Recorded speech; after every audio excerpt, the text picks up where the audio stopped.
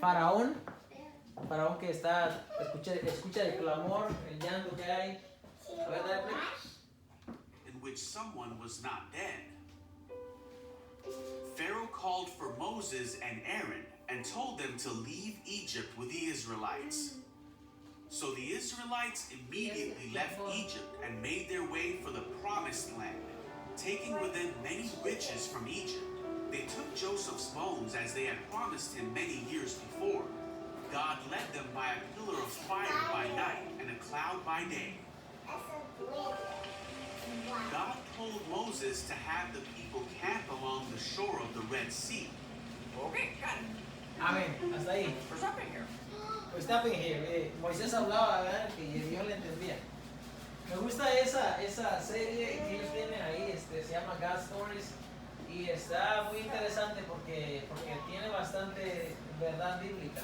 De hecho, ese fragmento que vimos allí de Moisés cargando los huesos de José, que la Biblia dice, como estudiamos en el capítulo 50, que José les dijo a sus hermanos, que se cree que ya no los hermanos, sino sus sobrinos, sus hijos, sus nietos, porque dice que José vio a sus hijos hasta la tercera generación.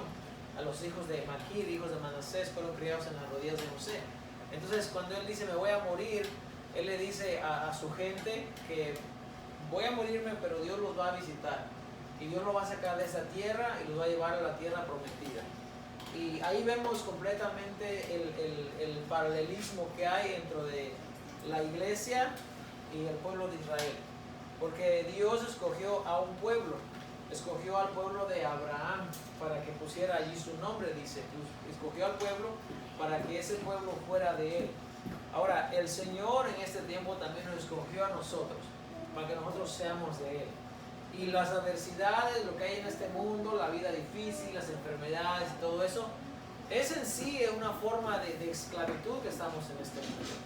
Porque así como estamos viendo ahora mismo en Shemot, en Éxodo, el capítulo 2, que este faraón no conoce a José, y no sabe qué pasó con José, este faraón esclaviza al pueblo y los tiene prisioneros y este pueblo no puede salir, no es libre. Muchas veces, ¿verdad? En este tiempo nosotros hay opresión, vivimos en un mundo que está cautivo, está lleno de maldad, como dice el apóstol Juan. Y lo que hay en este mundo son situaciones con las que luchamos todos los días. Porque incluso usted sabe que la enfermedad, el dolor, lo que tenemos en esta vida, no es algo que fue diseñado así por Dios en un principio. Dios quería que el hombre viviera feliz, que tuviera larga vida y que el hombre no muriese. Que el hombre no muriera, ese era el plan de Dios. Pero a causa de la desobediencia y del pecado, entonces ahora nosotros venimos a padecer todo el pecado. Cuando entró el pecado, entró la muerte. Y la gente no se muere así nomás, de repente un día se duerme y ya no amanece. No, muchas veces, a veces pasa eso, pero ya es a veces la edad o a veces hay un historial médico. Pero lo que nosotros padecemos hoy en día, en cierta forma nosotros estamos contenidos acá en este cuerpo. Nuestra alma un día va a abandonar este cuerpo. Y nuestro Señor dice en Juan 14, yo voy a venir y los voy a llevar a donde yo voy a estar. Entonces un día Dios nos va a llevar a la tierra prometida también. Un día el Señor viene por nosotros. Yo sé que esos son estudios escatológicos y tantas cosas. Lo importante no es la escatología realmente. Lo importante es saber, creer que nuestro Señor va a venir por nosotros. Moisés que estamos estudiando. Moisés ha pasado, si usted se da cuenta lo que leímos, hay muchos niños que ya murieron. El faraón mandó matar a todos los niños. Solamente dejaban a las niñas. Y toda la muerte de esos niños, toda la muerte de los niños, la historia está allí. No, la historia no está ahí para decir que Dios ama a los niños, porque sabemos que Dios ama a los niños.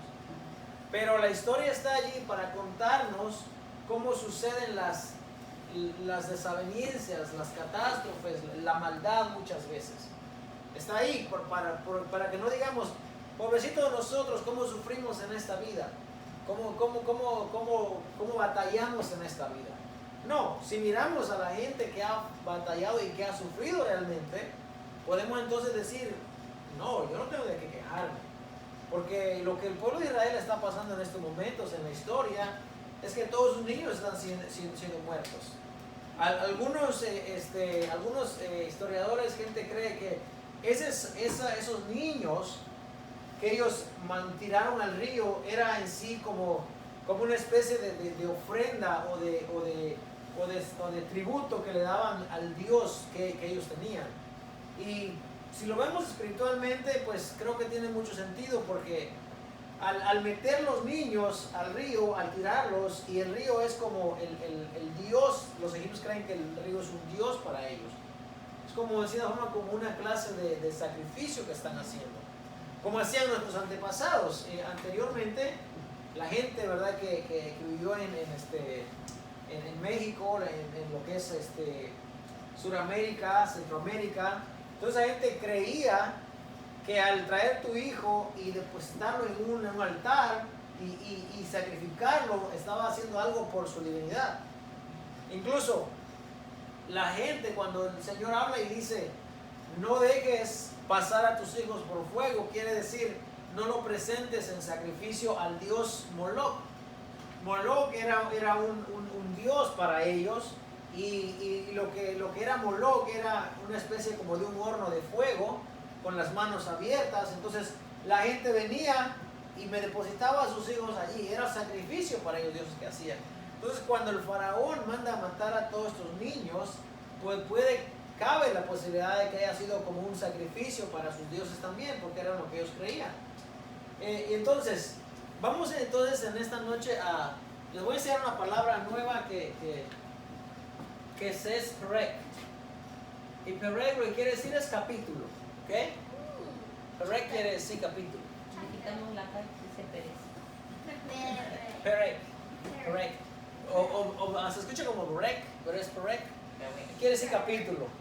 Y en hebreo, miren, la semana pasada me llegó el mapa de las 12 tribus de Israel, y hoy llegó el alefato hebreo. Y ahora sí ya borré mis rayas que tenía acá, porque ya lo tenemos aquí.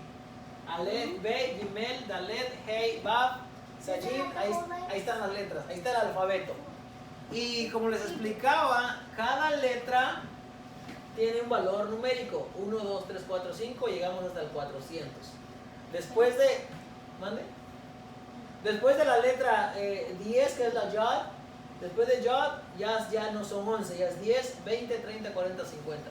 Entonces, cuando la Biblia se divide, cuando tenemos en capítulos, entonces ya no es capítulo 1, sino que es Perek Aleph, y Aleph es 1. Aleph tiene el valor numérico de 1. Y ahora estamos en Bet. Y la palabra Bet, según nos trae, aquí tenemos 4 tipos de letras. Tenemos la ahora mismo la que ocupamos, el hebreo moderno, como se conoce. Este es el paleohebreo y este es el hebreo antiguo. Son un poquito diferentes, pero su significado es el mismo, y cada letra tiene que ver tiene un significado. Entonces, eso lo vamos a tener ahí para referencia. Entonces estamos en Shemot, y acá está Shemot. Lo escribí aquí nuevamente. Ven que ya se ve un poquito más mejorcito, ya estoy practicando un poquito. Y acá está cada letra, Shin, Mem, Bab y la Tab, y cada uno con su valor numérico. Y esto es lo que es Shemot. Entonces estamos en Shemot, su capítulo 2. Y la semana pasada hablábamos acerca de este niño hermoso, ¿verdad? Y ya vimos que hermoso no tiene nada que ver con bonito o feo. Les expliqué eso la semana pasada. Cuando dice hermoso, no tiene nada que ver con que era bonito o que era feo. No. Tiene que ver con que el niño era bueno, con que el niño era apto, con que el niño tenía algo especial. Como cuando Dios creó el sol, crearon las estrellas, cuando creó la tierra, para empezar, el sol, las estrellas, las plantas, y Jehová Dios dijo, esto es, está bueno, tov. Tov que es bueno. No solamente está bonito, sino está completo, está listo para un beneficio. Pues eso es lo que sucede con Moisés. Ahora, Moisés, el nombre de Moisés quiere decir el que es arrastrado del agua o sacado del agua. Y cuando esa palabra sacado del agua quiere decir que fue sacado de una manera violenta, de una manera fuerte. ¿Por qué? Porque el nombre de Moisés tiene todo que ver con la salida del pueblo de Israel. Dios le dice, yo te voy a enviar con Faraón. Y Faraón no te va a querer dejar salir. Entonces dice, yo voy a endurecer el corazón de Faraón para mostrar mi poder. Y según lo que vimos en el pequeño videoclip, esa es la última plaga, cuando ya los primogénitos, dice que el faraón despertó y no había hogar en el cual no hubiera habido llanto en aquella noche, porque el ángel de Jehová había pasado y había matado al primogénito. Donde había un primogénito, ahí había llanto. Solamente en el lugar de Gosén, donde estaban los hebreos, no había habido muerto, debido al sacrificio, al ritual que ellos habían hecho, que Dios le había mandado.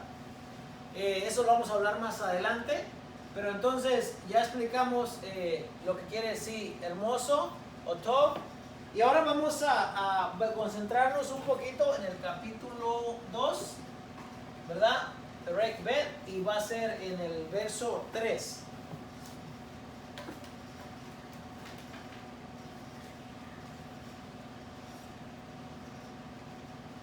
A ver, ¿quién lo quiere leer, por favor?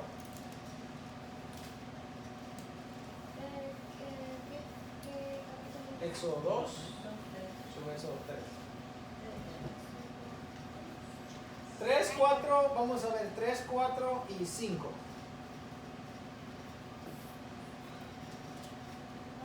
Pero no pudieron ocultar más tiempo. Tomó una arquilla de juncos y la calapateó con asfalto y brea, y colocó en ella al niño y lo puso en un carrizal a la orilla del río. Y una hermana suya se puso a lo lejos para verlo le acontecería. Y la hermana de Faraón, o la hija de Faraón, descendió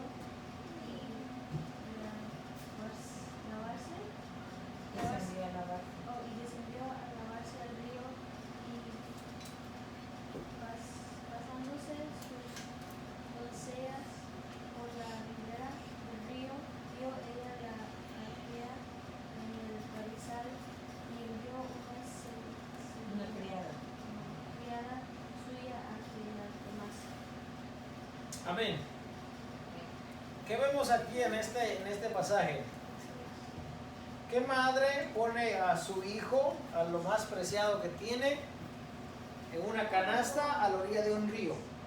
Usualmente, ¿qué hay a la orilla de los ríos? Pueden haber toda la clase de animales, ¿verdad?, que pueden hacer daño. Pero acuérdense, esto es la última o la única salida que hay. Dice que lo escondió por ¿cuántos meses? Por 3 meses, pero ya no podía esconderlo más. Ya no podía esconderlo más porque el niño estaba creciendo y ella tiene que tomar una decisión. Y por eso dije, a veces nosotros pensamos que la vida es difícil, pero realmente ha habido gente que ha tenido la vida realmente difícil.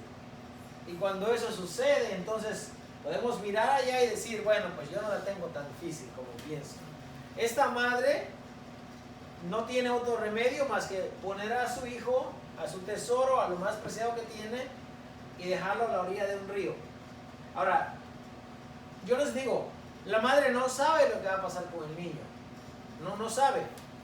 Pone a una hermana, se cree que esa hermana es Miriam o María, y lo pone a que cuide ahí al niño. Ahora, el río, este río es Yam Suf. Yam quiere decir mar, quiere decir río, y Suf quiere decir, estoy mal. No sé por qué estoy hablando del Mar Rojo. El Mar Rojo no tiene nada que ver aquí. La palabra que vamos a encontrar es cañas, juncos. El mar de juncos. El Mar Rojo se conoce como el Mar Rojo o el Mar de Cañas o el Mar de Juncos. Junco es una especie como de bambú que crece a la orilla de los ríos. Ahora, esta madre agarra esta canasta, si podemos decir. A ver, cuando vemos esa escritura, esa parte en la escritura, ¿qué es lo que entendemos cuando leemos eso? Lo entendemos así como que una canastita, ¿verdad? Como que una canastita. Eso es lo que hemos entendido siempre y lo que nos han enseñado. Lo cual la idea está bien. Solo que hay algo más detrás de eso. Y les voy a explicar en estos momentos. Cuando la madre toma al niño y lo pone en esta canastita, no era una canastita como nosotros pensamos. Pensamos que era algo así chiquito, ¿verdad? Y lo dejó ahí. No, era algo más que eso. Dice la escritura que tomó, a ver, está en el verso 3. No pudiendo ocultarle más tiempo, tomó una arquilla de juncos y la calafateó con asfalto y brea. Asfalto y brea es lo que se le pone por encima para que el agua no penetre. El asfalto es una especie como de lodo que le da un revestimiento, y la brea es para que el agua resbale. Ahora fíjese, la madre lleva al niño al río, pero lo lleva de una manera preparada porque no sabe cuánto tiempo el niño va a estar ahí. ¿Cuál es la finalidad de la madre? La finalidad de la madre es que alguien lo encuentre y alguien se haga cargo de ese niño. Esa es la finalidad. Ahora, ella no sabe cuántos días va a pasar allí. Por eso, la palabra realmente no es una canastilla. La palabra es una palabra tebat. Y tebat lo que quiere decir es un arca. Y entonces aquí vamos a ir entonces a Génesis 6. Porque en Génesis 6, según nos dice la escritura, esa parte, cuando di la clase yo ya no me tocó darla con ustedes. Pero en el capítulo 6 dice la palabra del Señor en su verso 13 y 14. Dijo pues Dios a Noé: he decidido el fin de todo ser, porque la tierra está llena de violencia a causa de ellos, y he aquí que yo los destruiré con la tierra. Hazte un arca de madera de gofer, harás aposentos en el arca y la calafatearás con brea por dentro y por fuera. Justo las mismas palabras que se ocupan en el arca de Moisés es lo que se ocupan acá cuando Dios le dice a Noé que se haga un arca. Ahora mire esto. Una madre tiene a su hijo, lo más preciado que tiene, lo más valioso, y lo pone en un arca y lo pone a la orilla del río. Entonces, a la orilla del río hay muchos peligros, ahí está la corriente del río.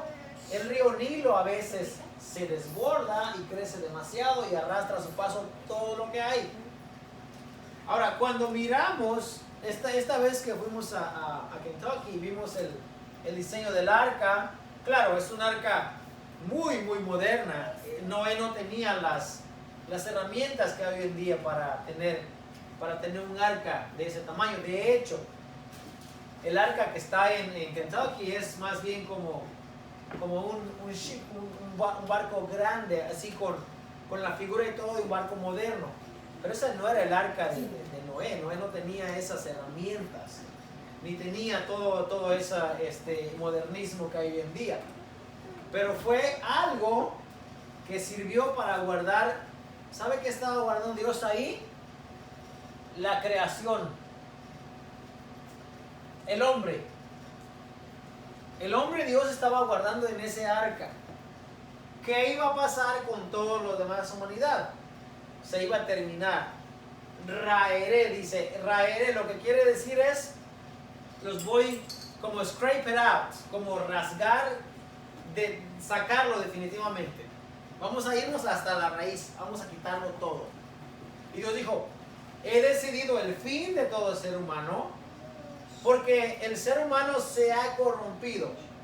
Y dice que los designios, los pensamientos del hombre solamente iban de continuo, solamente hacia el mal. Ese no era el plan de Dios, pero eso fue lo que sucedió. La violencia de los hombres estaba a tal grado que Dios dijo, yo ya no voy a seguir con esto. Sin embargo, Noé dice que haya gracia delante de Dios. Y Dios le da esta orden y le dice, hazte un tebat, hazte un arca de madera de gofer, y vas a calafatearla o revestirla con brea, y en ese arca tú vas a estar seguro hasta que el agua cese de sobre la faz de la tierra. Esas fueron las indicaciones. Entonces yo veo a la madre de Moisés, a Jocabed. Yo no sé dónde dice Jocabed, pero yo siempre he sabido que la madre de Moisés se llama Jocabed. No sé dónde, pero si está mal el dato, pues luego lo corregimos. Yo siempre he sabido que es Jocabed, no sé por qué. Pero la madre de Moisés le dice, ok, tú te vas a ir y vas a cuidar a tu hermano y vas a estar pendiente allí a cuidarlo. No sé cuánto tiempo vaya a pasar, pero va a quedar ahí. Noé tampoco sabía cuántos tiempo iba a durar el diluvio. Noé sabía que iba a venir un gran diluvio, lo cual era imposible creer en aquel tiempo porque no llovía. Todavía no se conocía el agua como hoy en día. Según lo dice la escritura, cuando estaba en el huerto de Edén, salía un rocío que regaba las plantas, ¿verdad? Durante la tarde y la mañana, y de esa manera las plantas crecían. Ahora, cuando Adán y Eva son expulsados del huerto, no se explica cómo crecían las plantas, pero se cree que era de la misma manera, porque no había agua. El propósito del agua era para traer un juicio a la humanidad. Ese era el propósito del agua. Entonces, Noé está seguro en el arca que él ha hecho. Entonces, lo que la madre de Moisés hace es un tebat. Y un tebat quiere decir un arca. Y un arca es un lugar seguro, donde la gente puede resguardarse del peligro de lo que pueda venir. Ahora, si vemos muy bien, si nos damos cuenta muy bien, nosotros, la iglesia, estamos resguardados en el arca más grande que pueda haber. Ese arca es Dios. Cuando el salmista dice, mi vida está escondida en ti, está diciendo, yo en ti estoy seguro. Estoy seguro. No me puede pasar nada. Y el Señor Jesús dice, en Juan 17, Él dice, los que tú me has dado, Padre, dice, cuando yo estaba en el mundo, yo los guardé. Y ninguno se perdió, dice. Ahora dice que yo me voy, guárdalos tú. El Señor le dice, guárdalos tú. Le dice a su Padre, a nuestro Dios, le dice, guárdalos tú. Porque el que está en tu mano, nadie lo puede arrebatar. Ahora, si comparamos lo que hay en el mundo con lo que Noé estaba viviendo dentro del arca, con lo que Moisés está viviendo dentro de ese arca que le han construido, es algo muy similar. Es algo muy similar. Ahora, nuestra arca, sabemos que no solamente está calafateada con brea ni revestida, nuestra arca es un arca que es inconmovible, dice la palabra del Señor. Cristo es nuestra roca inconmovible, no se pueden mover. No hay vientos, no hay tempestades, no hay corrientes, no hay nada que pueda moverlo. Ahora, la madre de Moisés viene y deposita a Moisés en el arca, pero no se va, o sea, no lo deja por cierta manera, sin protección, sino que dice, voy a dejar a tu hermana allí para que lo cuide. Ahora, el Señor Jesús dice, yo me voy a ir, dice él, pero no los voy a dejar huérfanos. Entonces dice, yo voy a enviar, dice Juan 14, 17 y 18, voy a enviar al Paracletos. El Paracletos es una palabra griega que quiere decir al apoyo, al resguardo, a mi ayuda, mi ayudador. Entonces dice, ese Espíritu de verdad al cual el mundo no conoce, dice, pero ustedes sí lo conocen porque está con ustedes y mora en ustedes. Ese Espíritu es el Espíritu que tenemos porque el Maestro no está. Si lo quieren ver de esta manera, el Señor cuando llega a Jerusalén, dice, Jerusalén, Jerusalén, ven que está atenta. Tú que matas y apedreas a tus profetas, dice. ¿Cuántas veces yo te quise juntar? Dice, como la gallina cubre a sus polluelos y no quisiste. Nos está enseñando como una madre te quise proteger. La madre de Moisés lo está protegiendo. Bien, y le deja a una hermana que lo cuide. Y esto se parece mucho a la parábola que el Señor dijo, el reino de los cielos es como un hombre que yéndose lejos, dejó su hacienda a cargo de un mayordomo. Y aquel hombre malvado dijo, mi señor tarda en llegar. Y empezó a golpear y empezó a hacer daño a sus siervos. Vendrá el dueño de la viña, dice, y va a poner en su parte de ese hombre con los cobardes y con los incrédulos por no haber cuidado bien a sus hermanos. Ahora Miriam está pendiente a lo que va a suceder. Ahora, yo agarro esta clase y la identifico mucho con lo que está pasando hoy en día. Porque el Señor, yo sé que no a todos nos dio el mismo entendimiento. No entendimiento me refiero a que no creamos y no buscamos, no sepamos de Él. No, me refiero al entendimiento de estar al frente de una grey, a eso me refiero. No toda la gente puede predicar, no toda la gente puede cantar. No, Dios puso a cada uno en la iglesia con su diferente posición. El apóstol Pablo dice, el ojo no le puede decir a la mano, porque no eres mano, no te necesito. No, porque todos son partes del cuerpo. Pero siempre hay alguien que está a cargo de la grey. Ahora, esa persona que está a cargo de la grey, véalo de esta manera, es como Miriam, es como la hermana o el hermano que está pendiente de su hermano menor. Yo cuando hablo con mi hijo le digo, mira, tus hermanas te ven a ti como su héroe, como su imagen, a quién van a ver. Como cuando uno es pequeño, uno mira a su hermano como que, wow, bien grande, él me va a defender o él me va a cuidar. Así los ve uno. Así ve uno a los hermanos. Ahora, el Señor Jesús dice, el apóstol Pablo dice en la carta de Timoteo, dice, si alguien anhela obispado, buena obra desea. Si alguien anhela estar frente a la obra de Dios, es muy bien. Bien, pero esa persona debe ser irreprensible, marido de una sola mujer, y sobre todas las cosas, no debe enseñorearse de sus hermanos. ¿Qué quiere decir? Que en la grey del Señor, aunque somos hermanos todos, no hay uno más grande y uno más pequeño. No hay, porque todos somos iguales. Yo no puedo tener un concepto más grande, como dice el apóstol Pablo, del que yo debo tener, porque yo soy como usted. El único que es mayor es nuestro Señor Jesucristo. Y en Hebreos 11 él dice, por lo cual él no se avergüenza de llamarlos hermanos. Y dice, anunciaré a mis hermanos tu nombre y tu palabra será la verdad. ¿Por qué? Porque el Maestro, nuestro Señor, es el único mayor. Sin embargo, él dice, yo que soy su Maestro y su Señor, le he lavado los pies a ustedes. ¿Para qué? Para que ustedes hagan lo mismo, para que sean humildes, para que se amen.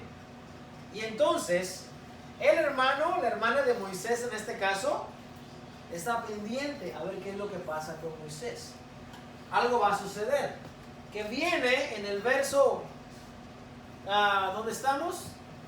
En el verso 5 del capítulo 2, viene la hija de Faraón.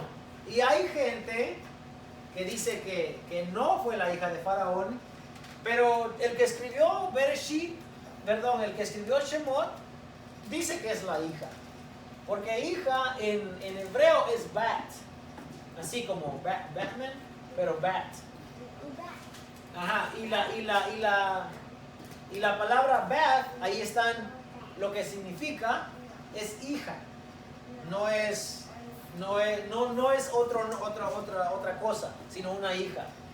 Y cuando vemos en la palabra del Señor, en el libro de Hechos 7:19, cuando Esteban está dando su defensa ante el Sanedrín, ante aquella gente que lo está acusando, él cuenta la historia. Vamos a leer ahí Hechos 7:19, por favor. A ver qué nos dice aquí. Este es Esteban cuando está dando su defensa. Dice el verso 19: este rey, hablando de Faraón, usando de astucia con nuestro pueblo, maltrató a nuestros padres a fin de que expusiesen a la muerte a sus hijos para que no se propagase. En aquel mismo tiempo nació Moisés y fue agradable a Dios y fue criado 3 meses en casa de su padre. Pero siendo expuesto a la muerte, la hija de Faraón le recogió y le crió como a hijo suyo. Entonces, Esteban, 4500 años más adelante, está diciendo que la persona que levantó a Moisés fue la hija de Faraón. No, al menos que cualquier persona que tenga un dato diferente lo haya sacado su fuente a otro lado, pero según lo dice Hechos, fue la hija de Faraón quien toma a Moisés. Ahora, cuando la hija de Faraón toma a Moisés, la hija sabía que este niño era de los hebreos. Ha-Ibrim dice. Y Ha-Ibrim quiere decir, de los hebreos es este niño. La hija de Faraón siempre supo que Moisés era hijo de los hebreos. Ahora, Moisés es criado en el palacio y Moisés es educado en la creencia, en todo el conocimiento que ellos tenían. Hagan de cuenta que Moisés era ¿cómo se dice? De la alta. Moisés era de lo más alto. Moisés no era como cualquier persona. Moisés venía, aunque no por su sangre, no corría sangre real, pero venía de la realeza. Él fue educado, fue enseñado, fue crecido en el palacio. Y por eso el libro de Hebreos 11, cuando dice que por la fe Moisés, cuando siendo ya grande, rehusó llamarse hijo de la hija de Faraón. O sea, aún Moisés sabía cuál era su origen. Porque más adelante vamos a ver cuando Moisés sale a ver a sus hermanos, porque sabe que son sus hermanos. Entonces, cuando la mujer lo encuentra, ella sabe que es de los hebreos. Ese niño es Ha-Ibrim, es de los hebreos. Es de los hebreos. Y Hebreos 11:23 nos dice lo siguiente. Voy a leer rapidito ahí Hebreos 11:23. Dice la palabra del Señor. Por la fe Moisés, cuando nació, fue escondido por sus padres por 3 meses, porque le vieron niño hermoso y no temieron el decreto del rey. Por la fe Moisés, hecho ya grande, rehusó llamarse hijo de la hija de Faraón. Entonces, si era la hija de Faraón quien lo obtuvo. Acá está la otra fuente, el libro de Hebreos. Es un escritor diferente. El escritor de Hechos y el escritor de Hebreos dice que es la hija de Faraón. Y Shemot, que es Éxodo, también dice que fue hijo de la hija de Faraón. O sea, fue la hija de Faraón quien lo levanta. Y entonces vamos a ir ahí, vamos a regresar a Éxodo. Entonces dice la palabra del Señor. Y la hija de Faraón descendió a lavarse al río, y paseándose sus doncellas por la ribera del río, vio ella la arquilla en el carrizal, y envió una criada suya a que la tomase. Y cuando la abrió, vio al niño, y he aquí que el niño lloraba. Y teniendo compasión de él, dijo: de los niños de los hebreos es este. Entonces su hermana dijo a la hija de Faraón: iré a llamarte una nodriza de las hebreas para que te críe este niño. ¿Por qué la hija de Faraón sabe que ese niño es hebreo? Porque los egipcios no tiran sus hijos al río. Porque los únicos que están siendo echados en el río son los hebreos. Y qué mal cuando una nacionalidad o cuando, aunque todos venimos de la misma raza, pero hoy en día para distinguirnos decimos raza, ¿verdad? Hispano, bueno, hispano no es raza. ¿O sí es raza? La raza hispana. Sí, pero etnicidad es como raza, ¿no? Como blanco, como asiático, creo que sí, ¿no? Entonces, qué mal cuando una raza o una etnicidad diferente se cree superior a otras. Eso ha sucedido mucho a través de la historia. Hay mucha gente, ¿verdad?, que piensa, ¿verdad?, que es superior a otra. Y no, nadie, ningún ser humano es superior a otro. Porque incluso hay personas que no aparentan, pero muchas veces son mucho más inteligentes o superiores que las otras personas. Nosotros, Dios nos creó, yo les iba a enseñar algo y lo dejé en la camioneta. Nos creó, como hablábamos la semana pasada, de un solo hombre, creó a toda la humanidad. Y con el paso del tiempo y dependiendo del lugar donde la persona viva, la persona va adquiriendo un tipo, no un tipo, sino la piel diferente, el cabello diferente, estatura también diferente. Y cuando lo miramos, incluso lo podemos ver en las plantas. Lo podemos ver en las plantas, lo podemos ver en los animalitos, cómo los animalitos cambian de acuerdo, mutan de acuerdo al entorno en el que están viviendo. Yo no había visto, no sé usted, pero yo no había visto nosotros le llamamos chicharras, las que cantan. Yo no había visto una, y me sorprendí hoy, no había visto una de color roja. ¿Roja? Sí. ¿La había visto usted? Sí, yo las cojo cuando se mueren. Ajá. O chocan en el cristal, las Ajá. cojo. Yo tenía una colección como de 10 y había rojas, sí. Había rojas. Bueno, Son yo raras. no había visto eso hasta el día de hoy. La que yo conocía eran verdecitas, ojitos verdecitos, azulitos, pero esta que agarré hoy es color roja. Y otra cosa, el canto es diferente. Antes ellas cantaban, así se escuchaba.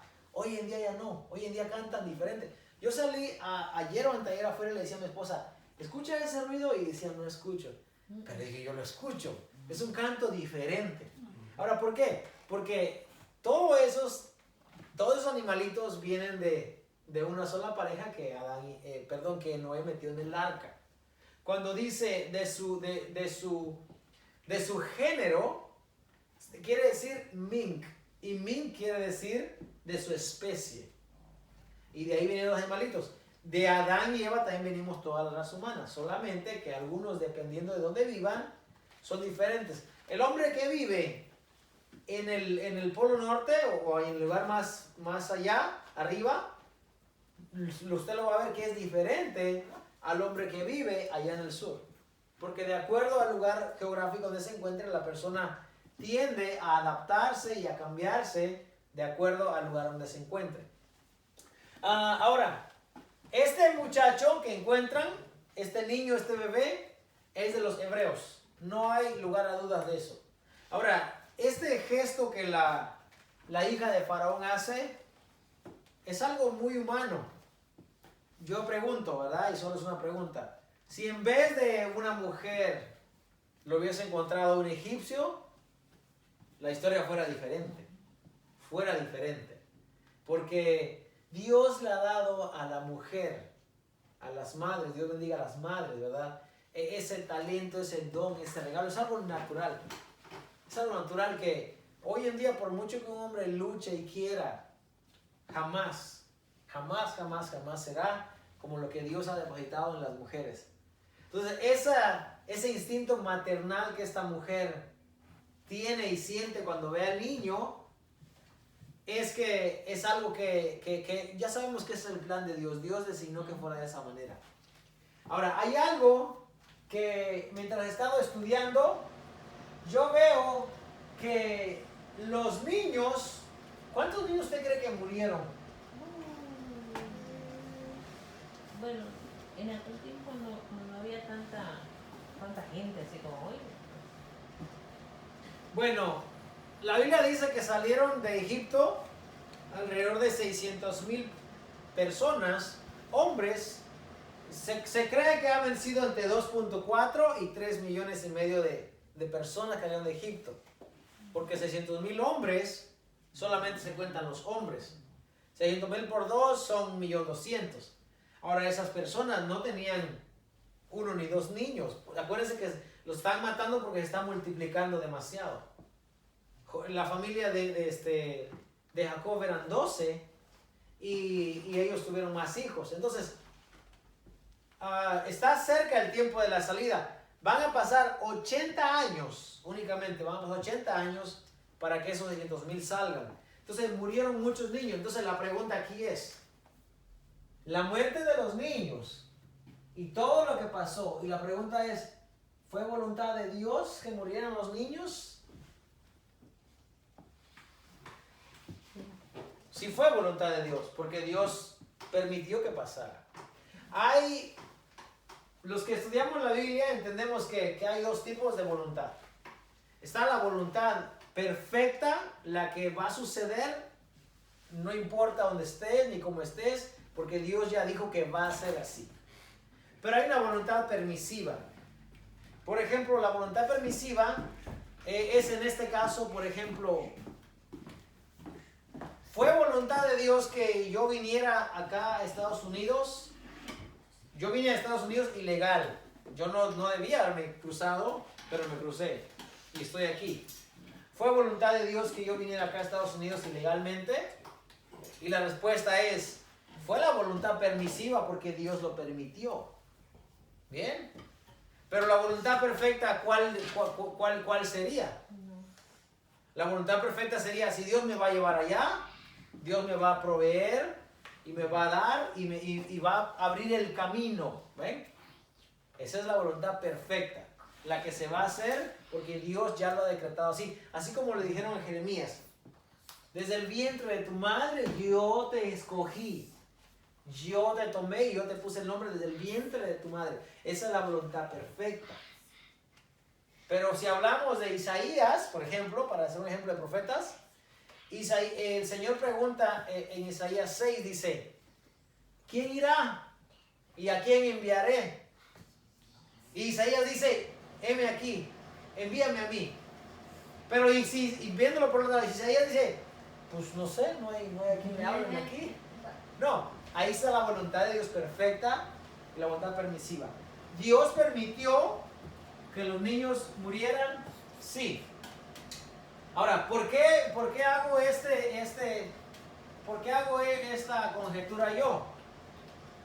Porque si vemos hoy en día, hay muchos judíos, muchos israelitas, mucha gente que según nos dice Romanos 11:25, hay un endurecimiento de Dios para con ellos. Y dice el apóstol Pablo, tú dice que eres olivo silvestre. El silvestre es aquel que nace en el monte así nada más.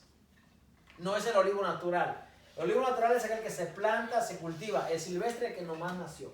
Dice el apóstol Pablo, tú que eres un olivo silvestre y has sido injertado en el olivo natural, dice, no te jactes, no te ensoberbezcas, no te enorgullezcas. ¿Por qué? Dice, Porque este endurecimiento que ha habido de Dios con Israel es para que los gentiles entráremos.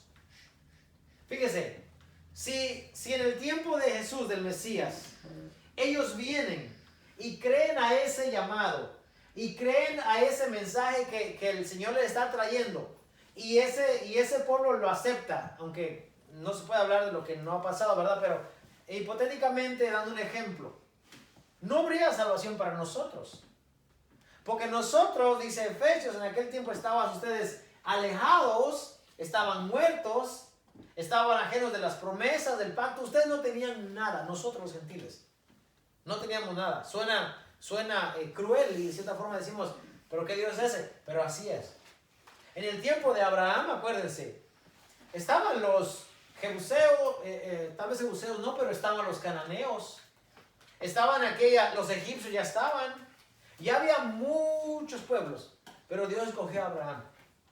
Y entonces mucha gente dice, pero Dios es selectivo. No, Dios es selectivo, Dios escoge a la gente. Usted está sentado aquí hoy y está escuchando la palabra de Dios, no por lo que nosotros sabemos o pudimos hacer. No, sino porque a Dios le plació recogernos y darnos el entendimiento y decir, sí Señor, yo obedezco a tu palabra. Mucha gente, usted tiene muchas amistades igual que yo. Y créame, la gente que conoce del Señor es muy poca. Tenemos mucha más gente inconversa. Ahora, ¿por qué esa gente no escucha la voz de Dios? ¿Por qué no la escucha? Porque no es de todos la salvación, dice el apóstol Pablo. No es para todos. Por eso es que nosotros, los que hemos entrado, estamos contentos, agradecidos con Dios. Nosotros somos, en la parábola de aquel que llegó a la hora 11ª, nosotros somos esos, los que llegamos al último. Pero Dios nos pone en el mismo lugar donde está el que llegó a la primera hora. ¿Por qué? Porque así es el Señor. Así es la misericordia de Dios. Ahora, este endurecimiento que hay de parte de Dios es porque es la voluntad de Dios. Los niños murieron, bueno, porque es la voluntad de Dios. Pero aquí el salmista David nos dice en el Salmo 116. Estimado es, dice, ante los ojos de Dios la muerte de sus santos. ¿Y quién es un niño? El Salmo 139, 16 dice, mi embrión vieron tus ojos, aunque en la oscuridad fue concebido, tú me miraste. Entonces, todos los niños, y aquí yo me atrevo a decir que todos los niños, los que murieron allí y los que han muerto, Dios los tiene en un lugar especial, porque esa alma no es canjeable, no se le da a otro, no. Esa alma es única. Y Dios lo tiene en un lugar. Y esas almas un día van a resucitar también con el Señor. Ahora, no podemos pensar que porque es voluntad de Dios que estos niños hayan muerto, es voluntad de Dios que la gente hoy en día esté matando a sus hijos. No. Son dos cosas completamente diferentes. Ahora, todos estos niños murieron hasta que llegó Moisés. Y Moisés es único. Porque Moisés estaba preparado y estaba apto y tenía un llamado especial que Dios le había dado a él. Y así como Moisés fue arrastrado del agua, el Salmo 136, 12 dice, con mano fuerte y poderosa y con brazo extendido, yo saqué a mi pueblo de Egipto. Mande. ¿Salmo qué? Donde dice tu embrión, mi embrión. Sí, Salmo 139, 16. Oh, 139. Sí, 139, 16. Así como Moisés fue sacado, arrastrado del agua, así Moisés también va a sacar y va a arrastrar al pueblo de Israel de Egipto. Entonces, el agua, ¿qué significa el agua en la Biblia? El agua muchas veces significa juicio. También significa limpieza, purificación, dependiendo de qué es lo que se está hablando. Entonces, acá llega Moisés, y Moisés entonces va a ser la persona, Tov, lo bueno, el agradable, el apto para levantar. Créame, hermano, antes de Moisés no había habido otro, hasta que llegó Moisés. Ahora, yo digo, muchos de nosotros en nuestra familia muchas veces, a veces somos los primeros en creer en el Señor. A veces somos el canal por el cual Dios va a traer salvación a los demás de nuestra familia. A veces somos aquellos que Dios va a escoger. Seamos un Moisés nosotros también. Seamos un Moisés. Seamos aquel que cuando es grande rehúsa y aquel que decide yo voy a seguir a Dios, a Jehová de los ejércitos, yo voy a dar mi vida a Él y yo voy a servirle a Él. Y para terminar, una pregunta nada más. De todo lo que hemos estudiado, Génesis, y los primeros, el primer capítulo, yo les pregunto algo que muchas veces cuando queremos que la Biblia se adapte a nuestra teología, a lo que creemos, a lo que pensamos, a nuestra manera de estudiar, metemos cosas allí para que encaje.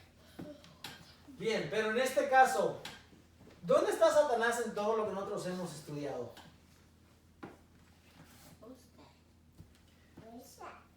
En todo lo que hemos estudiado, ¿dónde está Satanás? Esto en Génesis.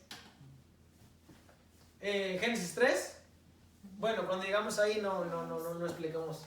No di la clase como ustedes acá, lo di en línea solamente. Pero eso es una clase diferente.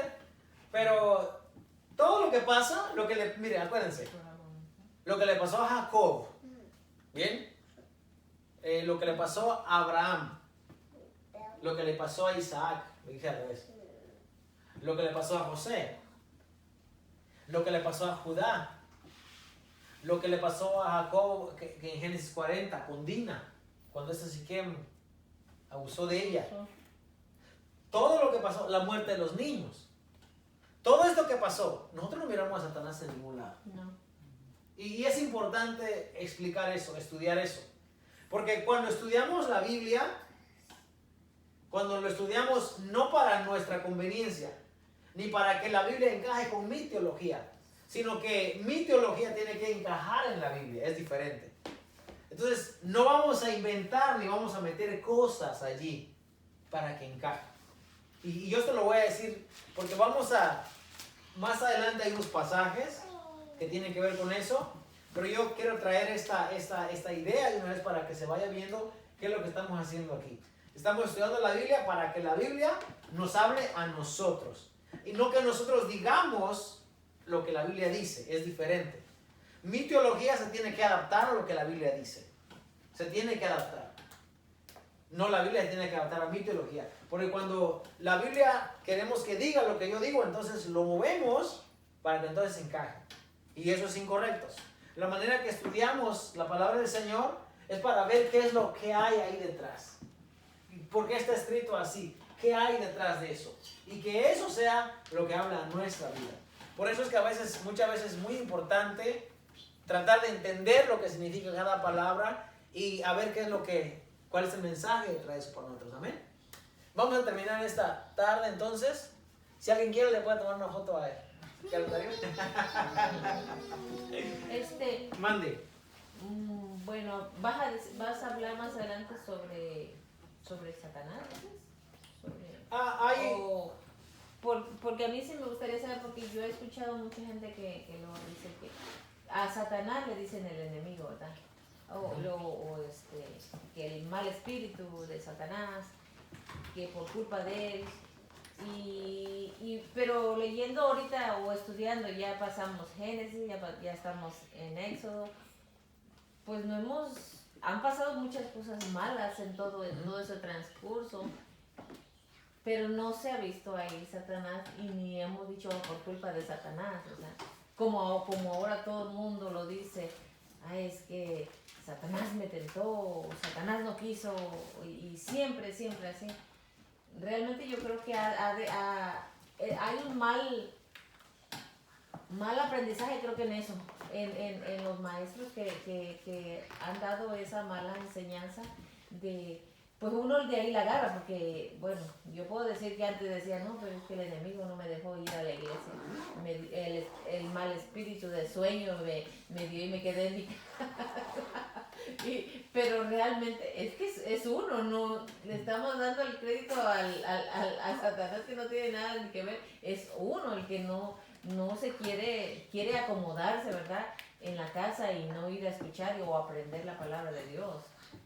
A eso iba, no sé si de eso de eso estás hablando o se va a tratar. Ok, bueno, yo, para terminar, yo pregunto eso porque la gente, por ejemplo, yo he escuchado esto, cuando se habla de la matanza de los niños, siempre se piensa y dice que fue Satanás. Satanás fue, y aunque es verdad que lo que tenga que ver con el mal es algo que se opone a la voluntad de Dios, es cierto, pero el personaje, lo que pasa es que nosotros, con nuestra mente greco-romana, así de lo que hemos escuchado, le damos una identidad a algo que nada tiene que ver. Porque Satanás sí aparece en la Biblia, porque Satanás, Hasatán, ¿verdad? En hebreo es un título.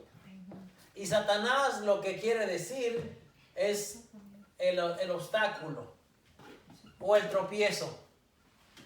Eso lo quiere decir. Hasatán quiere decir tropiezo, obstáculo o impedimento. Eso lo quiere decir Satanás. Ok, ahora. El Satanás que conocemos en la Biblia sí aparece, como según nos han dicho. El Satanás es, por si usted sabe quién es el fiscal, cuando usted tiene un problema y va a la corte y el fiscal es el que lo quiere meter a la cárcel, el que lo acusa y el que no, tú sí, el acusador. Ese es Satanás. Ahora, en la Biblia, el Satanás únicamente aparece 2 veces. ¿Ok? Uno es en el libro de Job. Bien.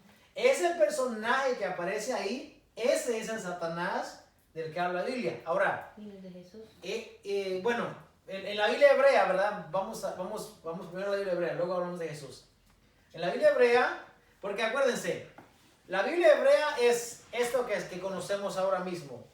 Bereshit, Shemot, Devarim, Bamidbar, Vayikra, Levítico, Número, Deuteronomio, Josué, Éxodo, Génesis. Esos son los números de la Biblia. Entonces después están los profetas. Ahora, ninguno de ellos se refiere a Satanás como una identidad que los está molestando, perturbando. No. Satanás, según nos dice el libro de Job, está delante de Dios allá cuando se da el asunto de Job. Dice, un día vinieron a presentarse todos los hijos delante de Dios, y entre los cuales vino también Satanás. ¿Pero quién es este ser que Dios le permite que venga y se presente? Perdón, cuando dice, ¿vinieron todos los hijos de Dios, que son los ángeles? Bueno, se cree, ¿verdad?, que son los ángeles, porque acuérdense que Job también es un libro poético, ¿bien? No es una historia así como Primera de Reyes, Segunda de Reyes, son historias que sucedieron. Eso sucedió. Están las batallas, las crónicas, los libros de los reyes. Pero cuando hablamos de Job es un tanto así poético también. No sabemos si realmente eso existió. Ahora, la historia que nos interesa es de que entre los hijos que vienen, ¿verdad? Ahí viene Satanás. Y Satanás viene delante de Dios. Y no es Satanás el que viene a traer todos los cargos y así, no. Sino que Dios es que le pregunta y le dice, ¿de dónde es que tú vienes? Y a lo cual él contesta, yo vengo de rodear la tierra y he andado por ella. Entonces Dios le dice, ¿no viste a mi siervo Job que estaba allá? Ahora acuérdense, es Dios el que le dice, acá está Job, ¿no te diste cuenta? A lo cual Satanás responde y dice, pero es que ¿cómo no? Pues sí, ¿cómo no te va a servir? Si le has rodeado de bienes y has dado prosperidad al trabajo de su mano y mira cómo lo tienes. Entonces Dios le dice, ok, aquí está en tu mano, toma, te lo doy. ¿Quién es Satanás al final de cuentas? Es alguien que Dios le tiene que dar la voluntad para que vaya y haga. Si Dios dice no, es no.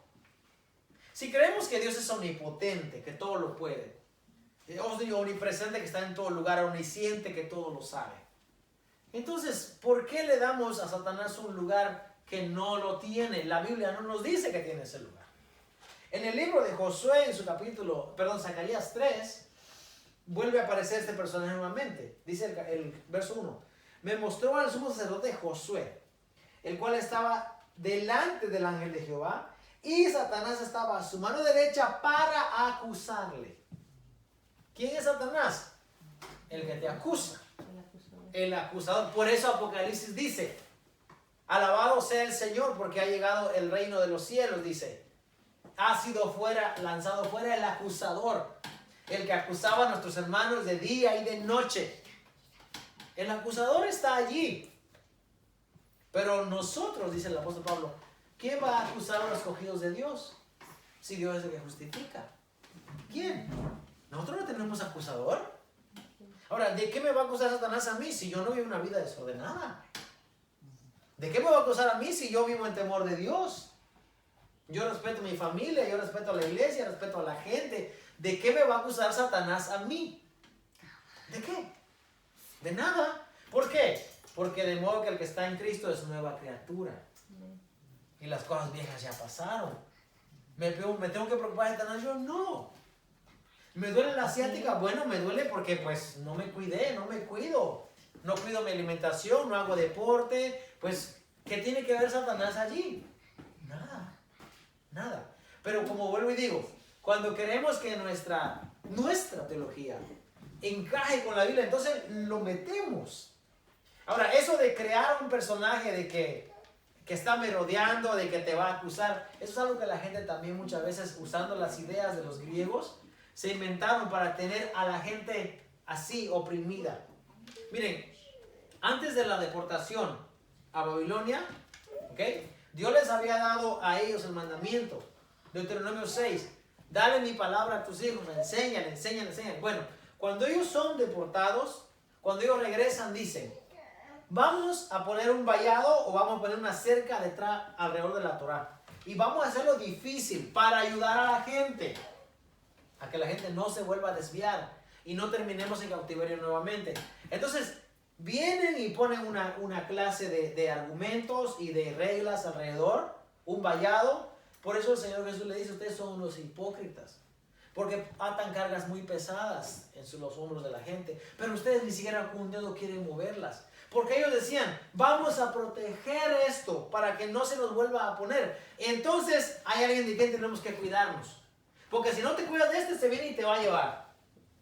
Y esa idea se regó. Y por eso, cuando leemos el libro de Mateo, dice, entonces viene el tentador. Porque entonces ya le dieron ¿cómo se dice? Una identidad. Ya crearon una identidad. Pero, acuérdense, ellos no tienen la relación que tenemos hoy en día nosotros. El apóstol Pablo dice, yo no tengo ninguna condenación.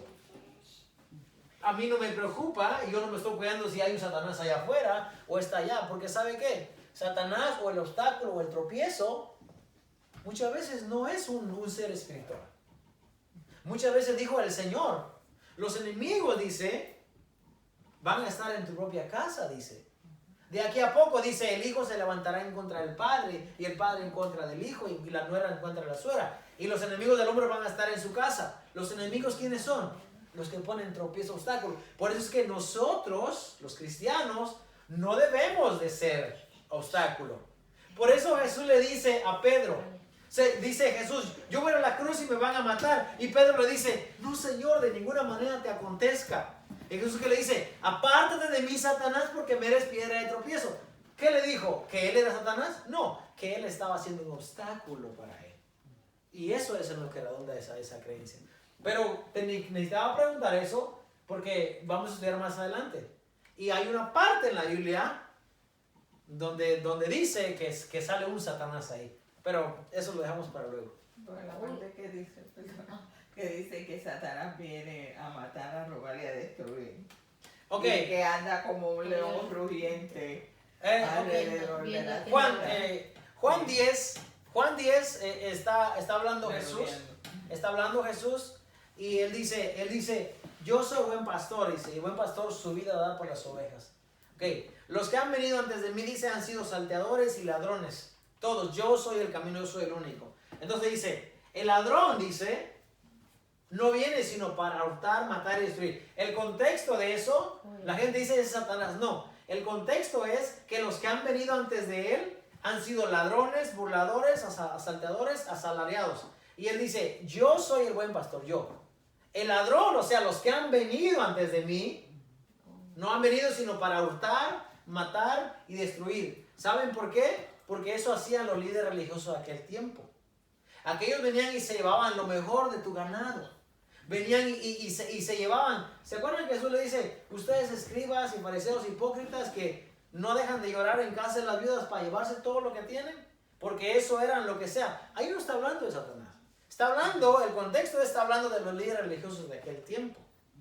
Y cuando el apóstol Santiago dice, resistid al diablo, dice, y va a huir de ustedes, dice.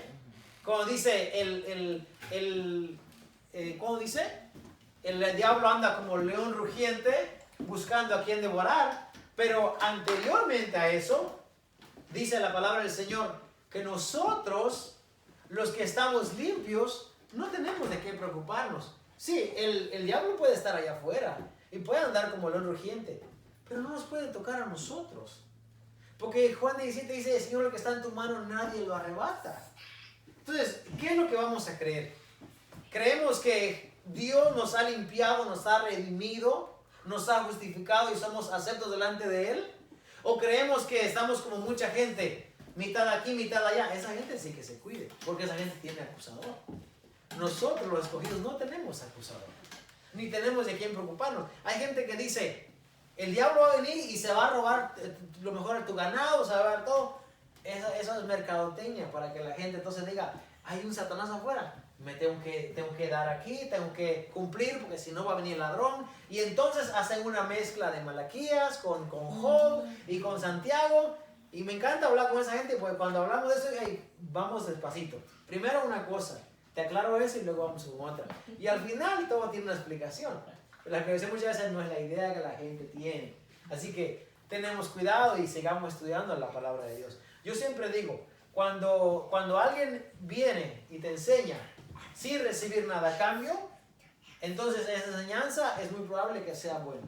Cuando alguien viene y te enseña esperando recibir un beneficio de ti, posiblemente vaya a tergiversar algo, lo vaya a acomodar de acuerdo a su teología, para entonces pues enseñarte lo que quieres. Y eso es lo que tenemos que tener cuidado, porque muchas veces, tristemente, eso tiene que ver con dinero. Muchas veces tiene que ver con dinero. Y la Biblia habla de dinero y habla bastante. Yo creo que todas las veces, no muchas. Todas las Sí, veces. en su mayoría de veces es así, tiene que ver con dinero. ¿Por qué? Porque el dinero es bueno, a cualquiera, aquí no le gustaría tenerlo. Es muy bueno, pero dice la palabra del Señor que para comer pues hay que trabajar. Y el labor que se hace en la obra de Dios, en la iglesia de Dios, no debe ser para beneficiarse de eso. Porque entonces sí caeríamos en lo que dijo Jesús. Los que han venido antes de mí son salteadores y ladrones y asalariados. Por eso tenemos que tener cuidado y cuando leemos, preguntemos qué dijo Jesús o quién lo dijo, por qué lo dijo, qué aprendo de eso, cómo me beneficio de eso. Amén. Amén. Bueno, cerramos porque si no... Otra pregunta. Otra pregunta. Mande, No mande. pregunta tanto, pero por ejemplo con lo de la voluntad de Dios de que los niños mueran, he conocido enfermeras que se han apartado de los caminos de Dios completamente porque han visto tantos casos de niños, digo, las ramas que están pues te espera, pero de primera intención cuando llegan a esa vocación que han preguntado cómo es posible que Dios deje morir a estos niños tan pequeños y se han apartado completamente, que no quieren saber nada de Dios. Sí, yo también he escuchado muchas Hay, veces. bueno, hay mucha gente que tiene ese pensamiento. Hay gente que dice, si Dios existe, ¿por qué? ¿Por qué las guerras? ¿Por qué? Ajá. Y los Sí. niños especialmente como que les toca más Sí, especialmente. Como era en Israel, lo que pasó con los niños de Israel, que por qué si no que es el país más amado por Dios y que se quejan pues por Eso lo escucho yo un montón de veces y mucha gente, incluso la gente que dice que era cristiano y ahora es ateo, Dios no existe. Pero se olvidan de una cosa, esa gente se olvida, ok, para empezar dicen, si Dios existe. Es que la prueba más grande que Dios existe es que tú estás respirando. Cuando tú respiras, no respiras porque apareciste así de la noche a la mañana y ya fue una célula y se reprodujo y ya eres. La pregunta es, ¿por qué existe todo eso? No es Dios existe o no, la pregunta es, ¿por qué existe todo eso? ¿Tuvo que ver acaso Dios algo con las decisiones que esa gente toma? Dios creó al hombre y a la mujer y los creó perfectos, los creó únicos. Y los creó, se olvidan de que hay una caída, hay un pecado original. Y si hay un pecado original, de ahí viene toda la maldad. Pero espérate, Dios estaba en la ecuación primeramente cuando hizo al hombre y a la mujer. Dios estaba allí. Pero fue el hombre quien se salió y escogió irse a otro lado. Y a causa de eso, venimos hoy en día y nos portamos mal y nos queremos adueñar de la gente y por eso hacemos guerras y por eso destruimos lo que Dios ha formado. Pero no es que Dios no esté, es que el hombre se ha alejado. Cuando el hombre dice es que Dios no es amor, fíjate, Dios creó a un hombre y lo puso allí con su pareja y le dio todo para que el hombre viviera, se reprodujera, fuera feliz. Cuando ellos pecaron y vemos Génesis 6, Dios comienza con la humanidad nuevamente y empieza de nuevo y le da a la familia de Noé una oportunidad más para que comience. No, y los hombres se depravan y empiezan otra vez a hacer su maldad. Fíjese, Sodoma y Gomorra, otro ejemplo. Sodoma y Gomorra fueron terminados y los que quedaron de ahí fueron Lot y sus hijas.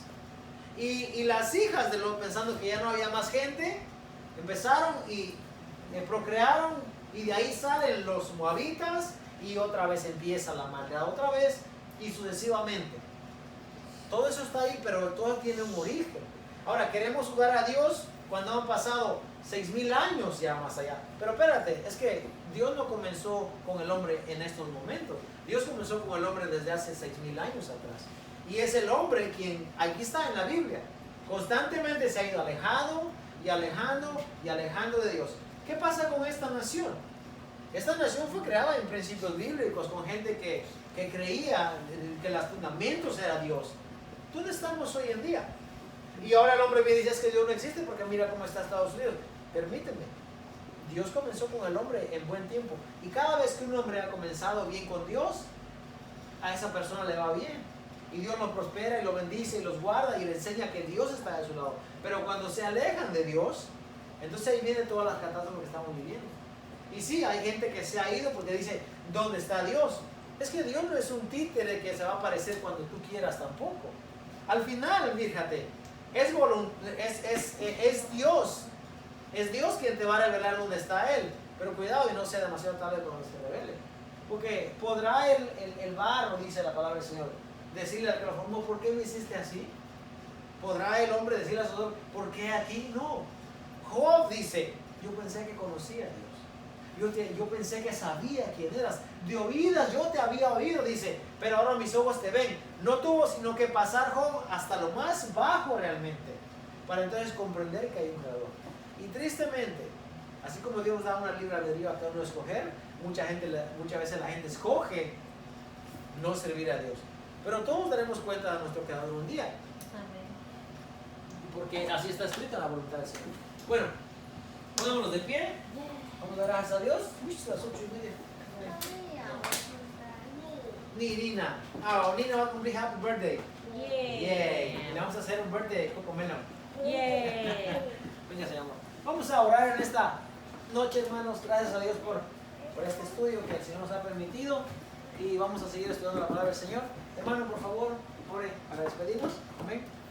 Padre, te damos gracias por la palabra recibida, Señor. Gracias porque tú eres bueno, Señor, en nuestra vida. Gracias porque tú cuidas a nuestros niños, Señor. Tú permites que todo pase por un propósito, Padre. Gracias, Señor, porque tú eres bueno. Gracias por la familia, gracias por nuestro trabajo, Señor. Gracias por nuestros hogares, Padre. Te damos gracias por nuestro matrimonio. Te damos gracias por todo lo bueno que tú eres en nuestra vida. Gracias, Padre, por la enseñanza, Señor, por tener un lugar donde escuchar tu palabra. Bendice este hogar, Señor, para que siempre haya palabra, Señor. Gracias a todas las personas que están conectadas, los hermanos allá en Forniche, Señor. Gracias por ellos, a todos los que están en Columbus también. Gracias, Padre, bendizo a cada uno de ellos. Dale bendición, Señor, dale salud. Gracias, Padre, te damos, Señor. Bendícenos durante toda la semana, Señor. Protege a los niños en la escuela, Padre. Protege a nuestras nuevas, Señor, nuestros niños. Gracias, Padre, te damos en el nombre de tu Hijo amado, Señor. Amén, Padre Santo. Amén. Amén.